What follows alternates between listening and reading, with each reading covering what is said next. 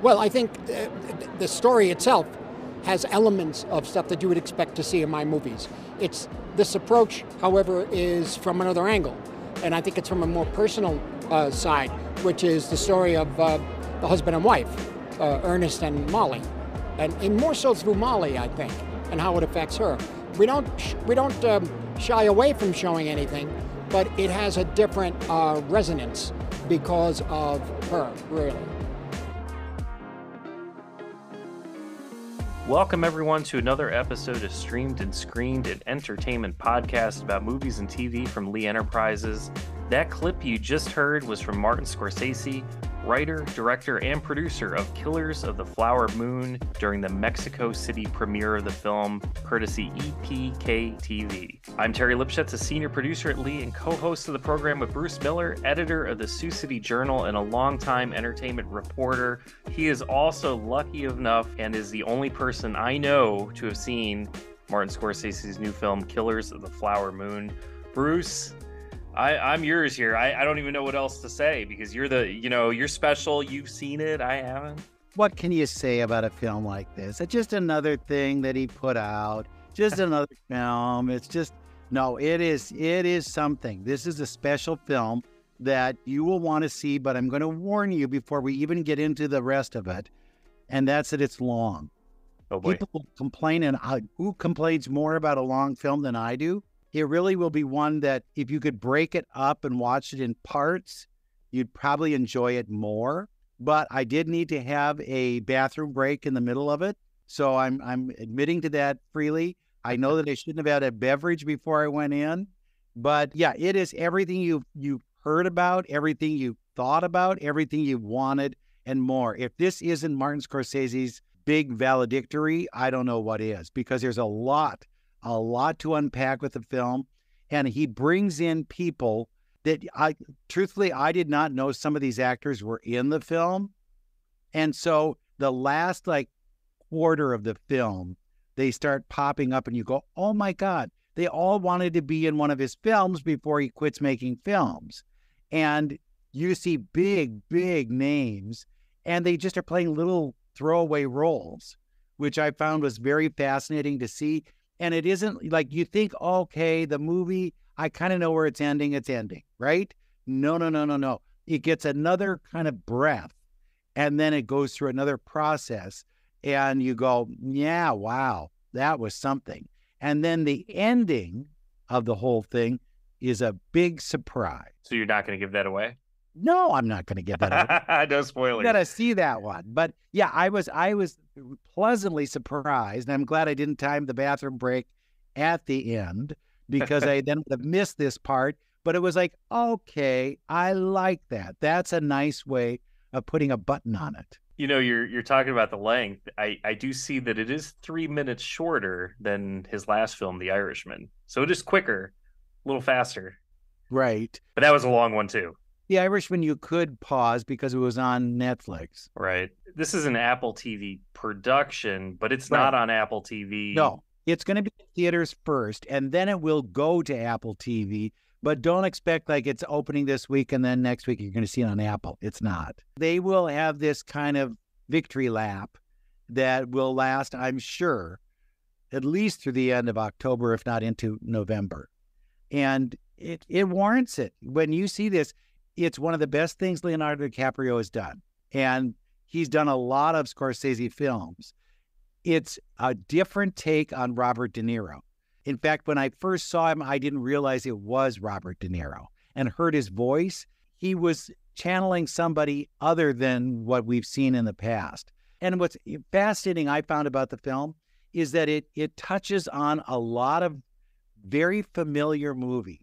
There's a little Godfather in this. There's a little Giant in this. Think about epic films that you've seen, and there's a little bit of that in there, but it also is its own story. So I think he's paying homage to a lot of his predecessors, but he's also creating a path for himself that I found. I mean, there was even a little Wes Anderson in there that I was surprised at. That's interesting. I don't know if that gives you anything more to go on, but there are moments with De Niro and DiCaprio that you go, this could be The Godfather. This could really be from The Godfather. It has that kind of momentum going that I really loved. And then we haven't even mentioned Lily Gladstone. Lily Gladstone plays a member of the Osage Nation who is a love interest of Leonardo DiCaprio's character. And you could see where the two guys are going to be kind of heightened actory kind of characters. And she pulls back and is very natural. And they match her. And it's fascinating how this works out. And a lot of the Native American actors who I don't know if they've had long careers are fascinating to watch. He has done something here that I think you don't see in run-of-the-mill movies. It is a real surprise, one right after another. You know, it's interesting that you bring up how this feels like one of his earlier films, Scorsese's earlier films, some of the ones tied to kind of organized crime and mafia. I have a clip from the movie, and it's a scene where De Niro and DiCaprio are together, and they're kind of having an argument. It comes after, it sounds like a hit, and there's a shooting. But it's when I watch this clip now, again, I haven't seen the movie, so I've only been able to see trailers and short clips. But this one felt like it had that feeling of like Goodfellas when they're kind of yelling at each other, or even or even like The Departed. You know, it kind of had that kind of feeling to it, but it brings the two actors together. Can I give you a little setup for the scene? Sure. Robert De Niro plays Leonardo DiCaprio's uncle. Leo has been in the war, but he comes back. He doesn't really know what to do with himself. He doesn't have a career. The uncle says, come to this area because there's a lot of opportunity. The Osage Nation hit oil. They struck oil, and as a result, people were really, really rich. The Native Americans had the latest in cars. They had butlers and chauffeurs and maids and huge homes. And they were living the life that everybody, I think, would love to live. And there were a group of people who were benefiting from them being around. De Niro's character is considered a respected white man in their territory. And he has relationships with most of the people, so they trust him and they believe in what he says to them. And he brings in this nephew, and the nephew is kind of a deadbeat, if you ask me. I saw him as a deadbeat. And he's just looking for a way to get his piece of this pie. And so then De Niro has spelled out a number of things he needs to do. And it's about how do you behave and what do you do in this area. And we've got to watch so that if we do something that maybe isn't above board, that you're not getting caught. So here's the scene. It's supposed to be a suicide, you dumbbell. You didn't tell him to leave the gun. I don't know why I told him to leave the gun. I told him exactly to leave the gun. Just like you told me, kid. I don't know why he didn't. I don't know why. I told him just like you told him. You told him to do it in the front of the head, and why did you do it in the back of the head? It's so simple. The front is the front, the back is the back. He has to make it look like he done it himself. It just looks like murder. It's not supposed to be that way. You hear? I told him the front of the head. I said the front of the head, just like this, just like you told me. I promise you. I promise you. I swear on my children. No. I swear on my children, King. Sit. And don't swear on your children. Makes you look foolish. Well, I ain't foolish because I've done it.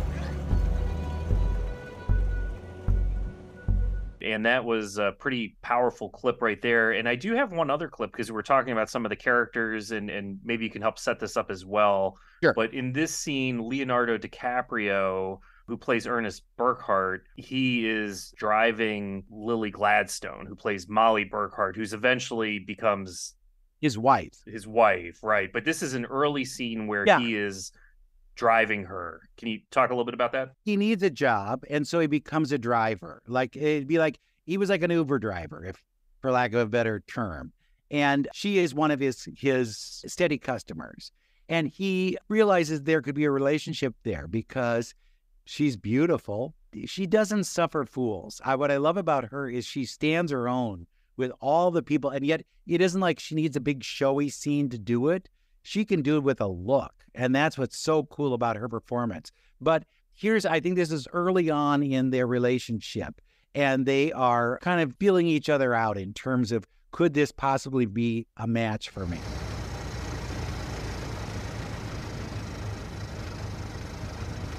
He told me you was going with Matt Williams for a time. You talk too much. Oh, I don't talk too much. Just thinking who I got to beat in this horse race, that's all. I didn't realize this was a race. I don't care for watching horses. Well, I'm a different kind of horse. Onkashi. Shomikasi shieko shiajimi. What was that? Shomikasi. That's how you are. I don't know what you said, but it must have been Indian for handsome devil. That sounds like a pretty good clip right there too, and it's getting me excited. It seems like they had really good chemistry, on screen chemistry. Did you get that feeling? Yeah, and the thing I loved is that it did not seem like it was the same old, because when you've done a lot of movies with the same director, it can be like, okay, we're using you because you can bring us this. And I thought they were both trying new kinds of characters. In fact, Leo's character reminded me more of one of the characters he played in Once Upon a Time in Hollywood, more than anything. And he always talks about being thick. That's a line that kind of resonates throughout the film. But he says, I'm not thick. And he doesn't want people to think he's dumb, that he knows what he's doing and he's smart. But really, when you get down to it, he probably is thick. You know, that some of these moves he makes him seem like, yeah, maybe we need to guide you along a little bit more.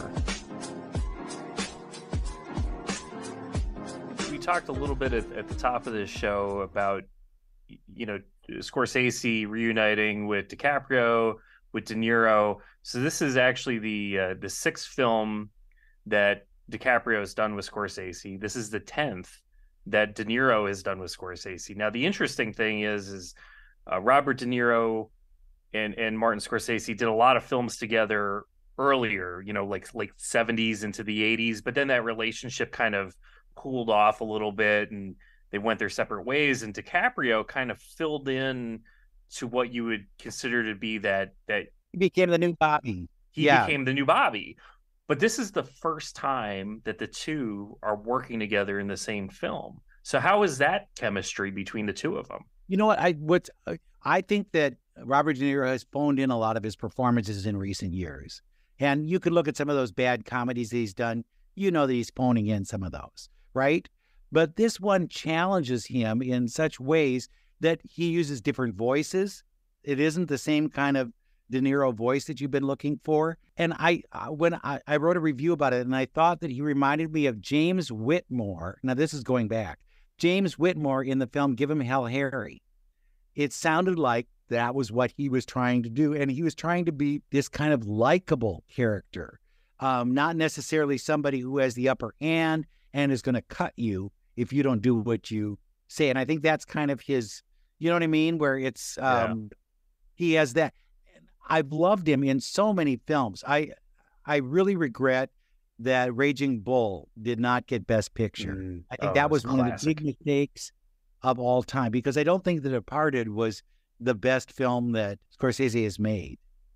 But we've got this one, and this one could well be the one that brings it all home for him. I always thought that I love The Departed. It is one of my favorite movies, one of my favorite Martin Scorsese movies. However, it doesn't stand up like a Raging Bull or a Goodfellas or probably half a dozen other films. It always felt like The Departed was kind of like a makeup. You look back at some of those early ones, and I think he was part of that group, if you will, that were very big in the 70s, and they were all kind of jockeying for position. So I think some of those ones that he did early on were masterful. Something like Taxi Driver, for example. Yeah. Have you ever seen De Niro better than that? Right. And De Niro has been really good. And Raging Bull, I think, is his best picture ever. But you look at Taxi Driver and you can remember those, "Are you looking at me?" You're going to come up with the lines right away because it was such an indelible character. And you look at the styles of Martin Scorsese's movies, and they are different. Some of those early ones are very kind of indie, I do them on $5 kind of movies. And then there are ones that are very elaborate and you think, wow, they spent some bucks on them. This is one of those, they spent some bucks on them because the costumes, the sets, all the little details are, top drawer. They're just the best. And then you get that string of actors in the end. I kid you not, you are going to, don't look at any list of the actors who are in the film because you'll be looking for them. But there's even Jason Isbell is in there. And you go, right, wait a minute, he's in this? Come on. And so it's a nice surprise to see that last quarter of the film where they start kind of coming in as various and sundry lawyers, politicians, representatives, whatever. I did cheat. You did. I did cheat. I saw. Well, I need to know what I'm talking about coming in here. So I did see, and it's an interesting look at some of the quite a few musicians. You mentioned Jason Isbell, but Jack White is in it. Pete Yorn is in it. Sturgill Simpson. There's a lot of very recent contemporary musicians, a lot of Americana country musicians, but a lot of musicians in this. But there's also a lot of other just very well-known actors like Brendan Fraser, John Lithgow, Jesse Plemons. I mean, it's a heavy-hitting cast. Right. Yeah, and Jesse Plemons, you don't see him until, it's almost over. And then he comes in, and I thought immediately he reminded me of Ben Johnson in Last Picture Show. Wow. Now, is that not a reference? There are little things like that. If you are a fan of film, you can find touchstones here in this movie that relate. I could do like a diagram, and then I could put arrows to all these different films. Look at this scene, and this reminds me of this. This reminds me of that. And yet it's uniquely his film. It is not a copy of like, oh, this worked, so I'm going to use that. Not that at all. But it is, like I say, it is fascinating how if you love these kinds of movies, you will really, really love this one. And I learned stuff. Like I say, I did not know all this backstory on the Osage Nation and how people were treated. It's unbelievable. And why it took this long to get this story on a screen, or maybe it has and I just missed it, is beyond me. You mentioned, of course, this is a film about the Osage Nation and time in history. We actually have a clip with Chief Standing Bear from the Osage Nation who helped as a consultant on the film. So let's cut away to that for a moment. Well, I'm principal chief of the Osage Nation, and when David Grand was writing the book, he was spending a lot of time with us, years. And after he sold the movie rights, he called and told us that Imperative would take it from here. And we met with Imperative, and we were very concerned that someone else is going to tell our story without being our story. But Imperative was very careful. They didn't want to overpromise. But when they started saying this is a movie that the Osage will be proud of, and they're going to tell the story through the eyes of Molly, that really got us in a positive mood. And then Chad Renfro, who I had appointed as our ambassador to this world and the movie, said, Chief, Marty Scorsese, he'll be here in the morning. And so he came. First thing he said is, we're going to film here.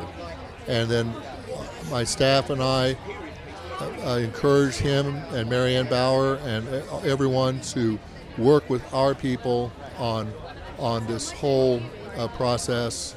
And it's just been something we worked with for years, every day.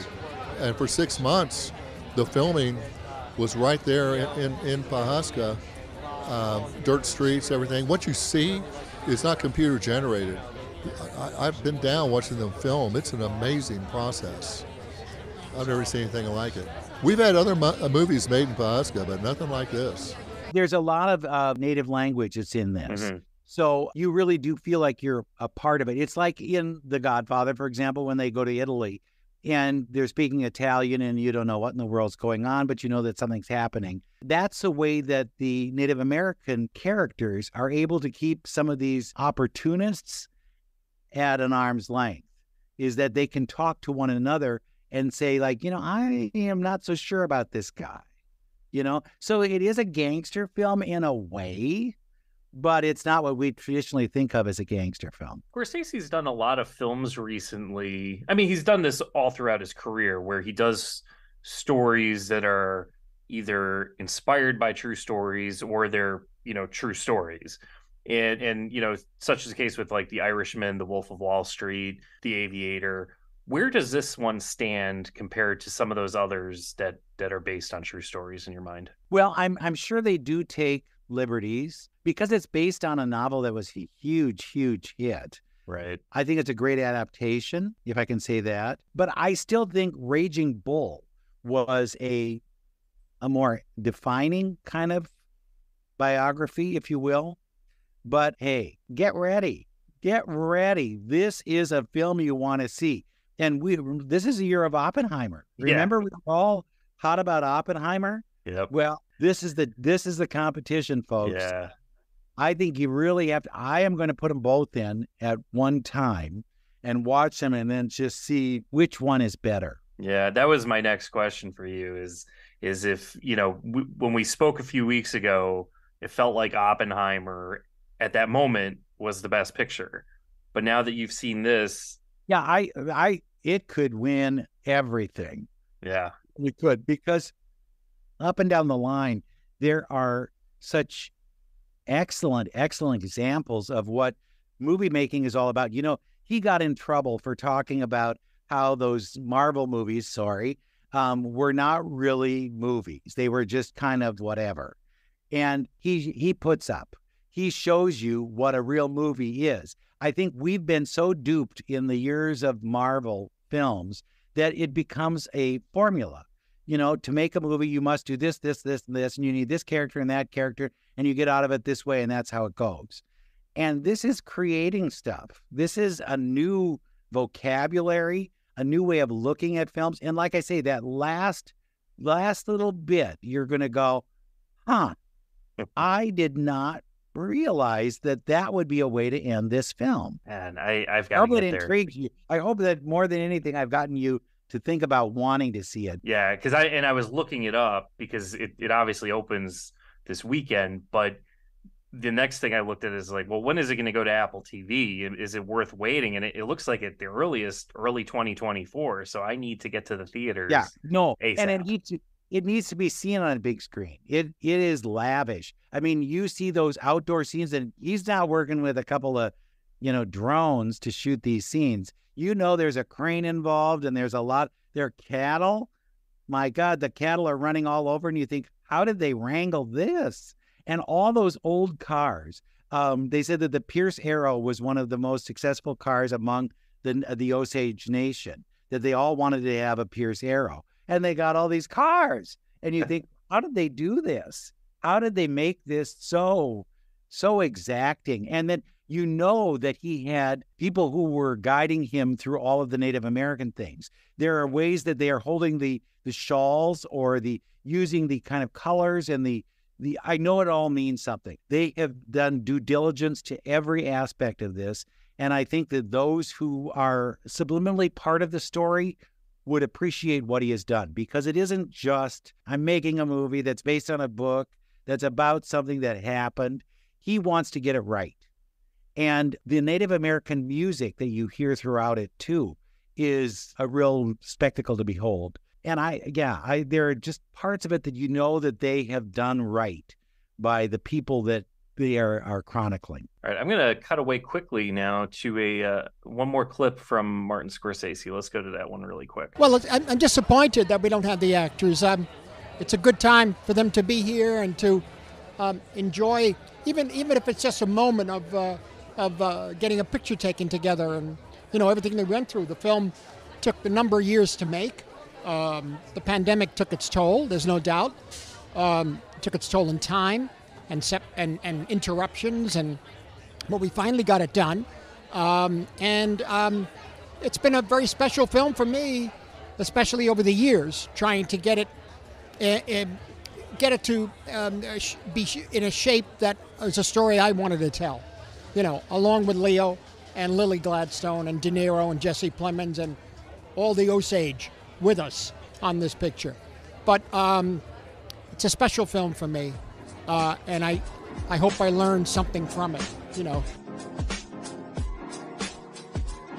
Even though Martin Scorsese there was talking about how the actors can't promote the film when he was at the London premiere recently, the good news is this, is we do have audio from the actors from before the strike began. So we're going to go ahead now and cue up a few clips. Now in this first one, we have Lily Gladstone and Leonardo DiCaprio. We optioned the book 7-8 years ago, and it was a fascinating piece of forgotten history, but it was told from the perspective of the FBI. And we developed a screenplay soon after that. But there was a dynamic missing there that we ultimately felt that we weren't getting to the heart of the story. We weren't immersed in the Osage community the way we wanted to be. And there was 2 short sequences of Ernest and Molly together, which was this insanely bizarre love story, something that was hard to fathom in a lot of ways, how this woman stuck by someone who was so duplicitous. But it was true. All of it was true. And so from that point on, we said to ourselves, well, what if we take the chance in getting to the heart of this story and the Osage community and this insane dynamic in Oklahoma at that time and what was going on, what if we made it about, you know, Molly and Ernest? And that was another 4-year journey of rewriting and once again going to Oklahoma to meet with the Osage. There was another chapter of development of getting even further into the truth of that story and trying to be as honest as we possibly could about the atrocities that occurred. But it was really, when we made that shift to it being about Ernest and Molly and their love for one another, it opened up a whole new arena of ideas for us, and it took on a whole new life of its own.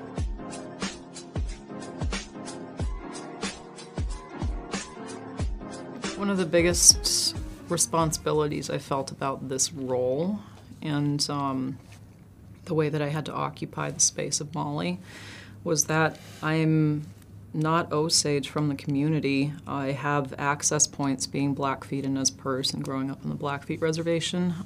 We don't have something like the Reign of Terror, but we have our own history with not being able to manage our own finances for a time, with, you know, a lot of the things that I think a lot of contemporary Native Americans feel and understand.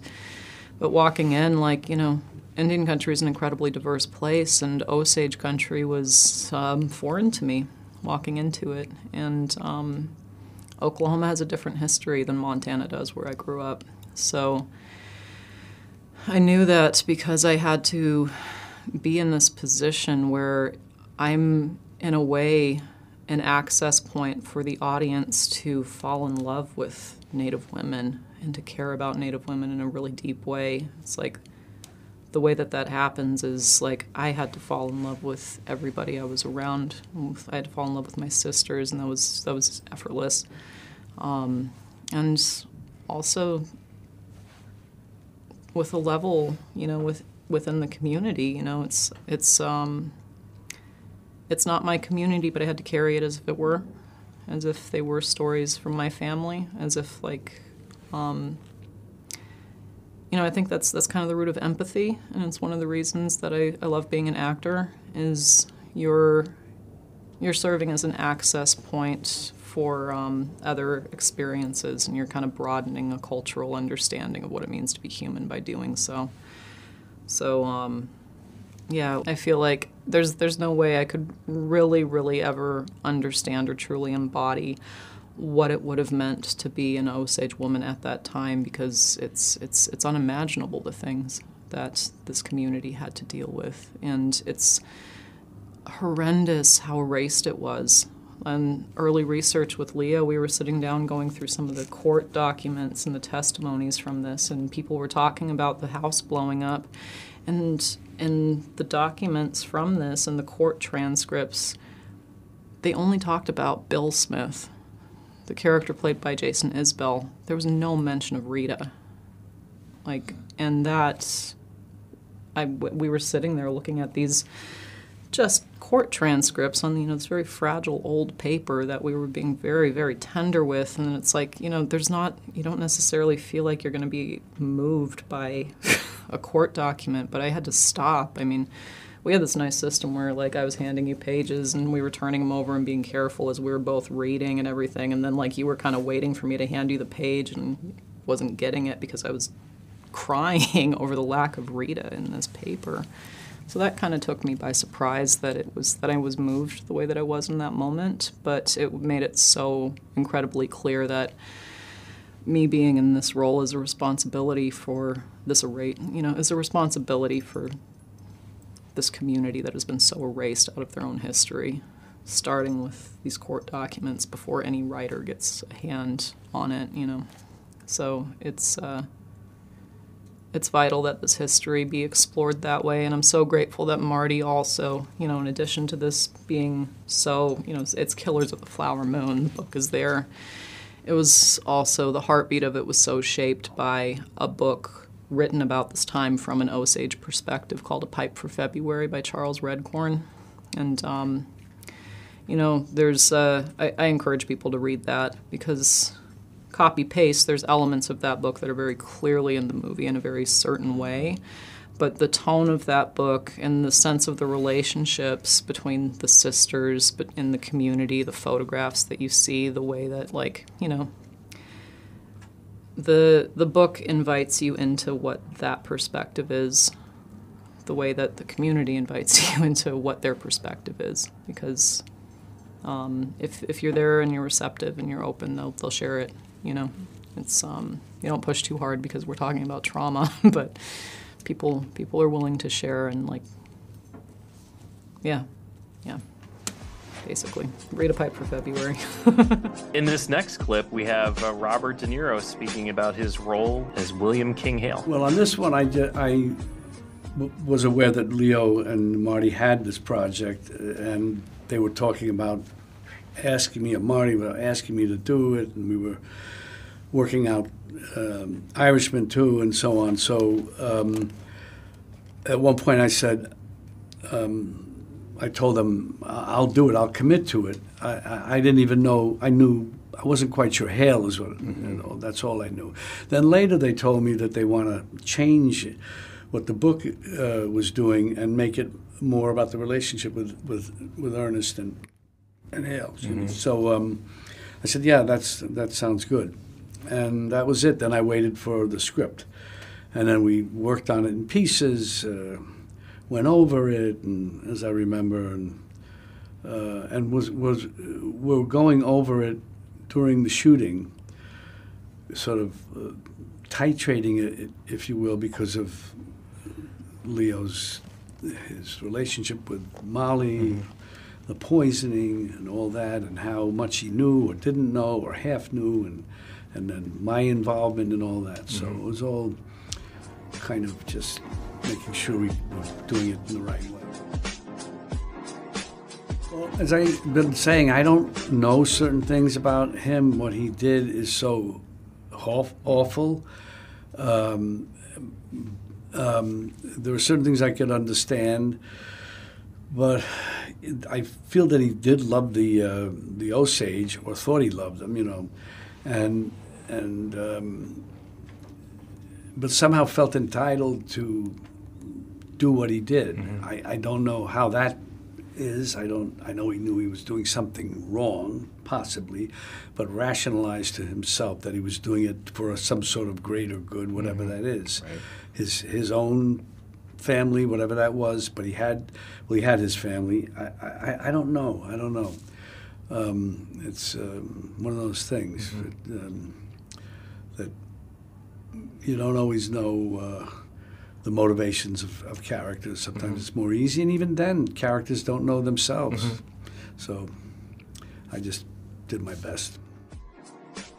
We have one more clip, and this is from Jesse Plemons, who played Tom White, a Bureau of Investigation agent investigating the murders. Well, I had read the book, which was shocking and really, really well written. And yeah, that I had no. I mean, I've played characters in the CIA, and I read a complete history of that a long time ago, but I didn't know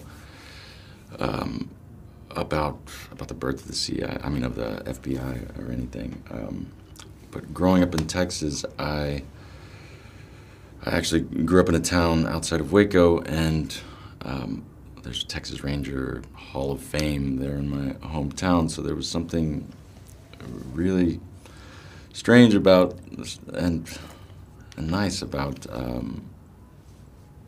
playing this character in something that felt like I had, I don't know, it was a part of me, I guess. And I read, I think it's called Ashes of Glory or something, a history of the Texas Rangers, and that was really helpful and changed my perspective greatly, because it tells the honest story of the Texas Rangers, and you know, I was brought up to believe that they were these heroes, and I'm sure within that there you know, are some people that had some sort of moral compass, but my takeaway from that was that they were more of a gang that just kind of cleared the way for the white people, and did some really, really horrific things. So the fact that Tom White was a part of the Texas Rangers and managed to come out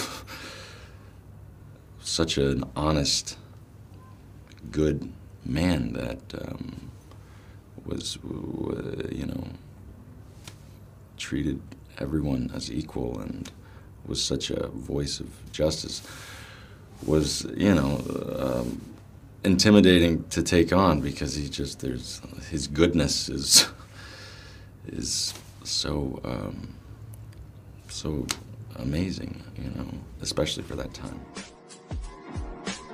And finally, we do have one more clip. This again is from director Martin Scorsese, a little bit more in depth talking about the film. Originally, I was drawn to the story by the book by David Gran, which delineates this extraordinary tragedy in American history that I really knew nothing about. And the script was given to me, and this was in 2017. And I understood immediately that trying to approach this material, particularly the nature of this tragedy, one would have to do it from the point of view of the Osage, and not the Osage as victims, but as people, to really get to know who they are, to understand as much as possible the values and their appreciation of the world around them in the life. And so at one point, while we were working on finishing the film Irishman, we talked about where is the heart of the story. This systemized kind of racist tragedy occurred, and yet many of the white people that were there who were perpetrating it were still very good friends with some of the Osage. So what is that about as part of being a human being? And Leo said, well, what about Ernest, the character who, Ernest Burkhart, whom he plays in the film now? He was going to play another character. He said, what about him? Because he's married to Molly. He had to have had something to do with these murders. We don't know what to this day. And yet, she stayed with him. And I said, well, she loved him, and he loved her. Did he really love her? I think he did. Is he weak, strong, whatever, and he was manipulated by his uncle? Okay, we know all that. But by going into the love story, which, by the way, was more than hinted at, but was explained to me by the Osage themselves. They said, don't forget, this is they were in love, Ernest and Molly. And I said, well, let's find out how. I don't know how people could be in love. I can't describe that. It's just that we can't express it. But there's something, a bond between the two of them where she trusted and trusted to the very end. And I think that's part of the tragedy of trusting people who come from a culture where we think we're superior. And we think the other cultures have to be, I'm American European, so it's the European culture, the Western culture is superior, so everything else gets wiped out. It's not that simple, because there are values there, and it's part of the human condition. And so for us, this project was something that, as you say, shine a light, certainly, on this time in history. And coincidentally, in 1921, while this was happening in Pawhuska and in Fairfax, Tulsa was burning. It was the Black Wall Street was going. And we didn't know anything about that until a couple of years ago.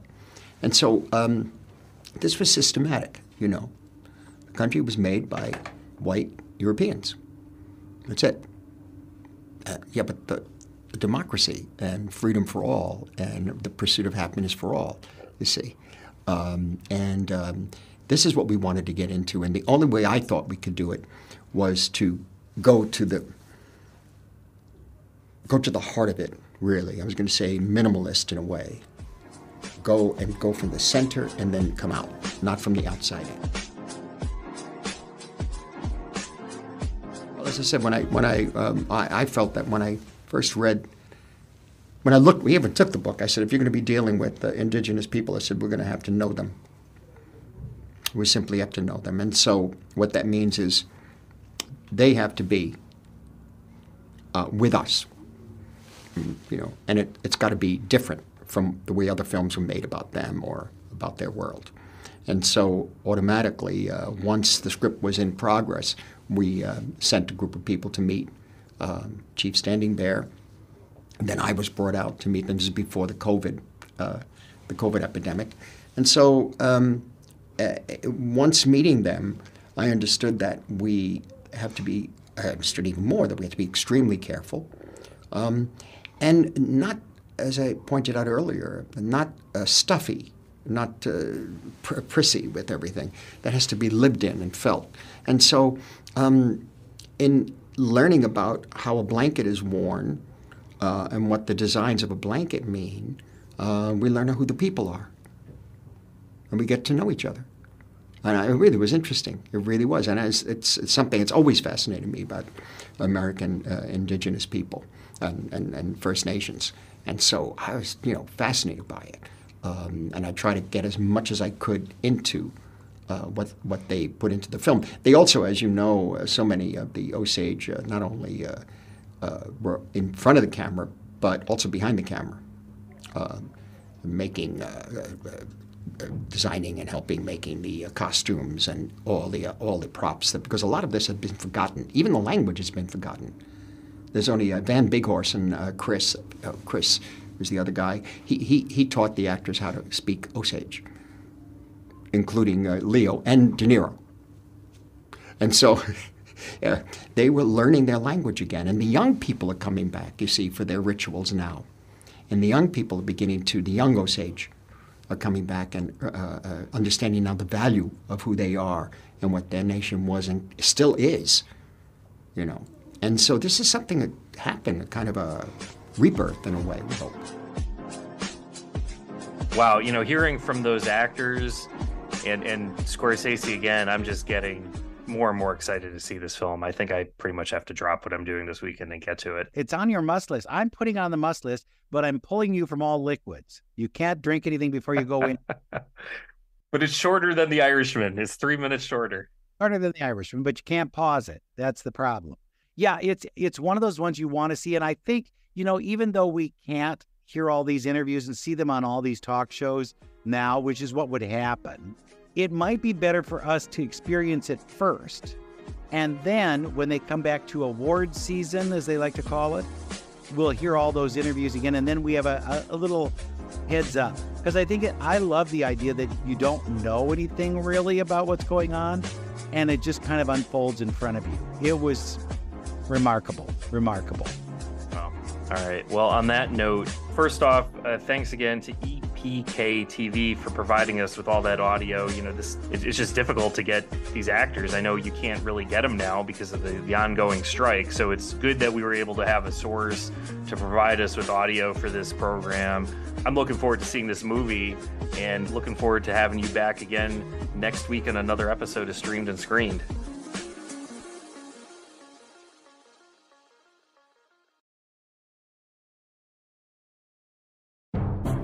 Join us for a season of giving. We're the bank for that. Bank of Clark is making it easy to give to local charities. We're featuring a different one at each of our Bank of Clark locations. To find out how you can support the Bank of Clark's Give with BOC campaign, visit our website at bankofclark.bank or follow us on our social media channels and the hashtag GiveWithBOC. Bank of Clark. We're the bank for that. Member FDIC. Equal housing lender.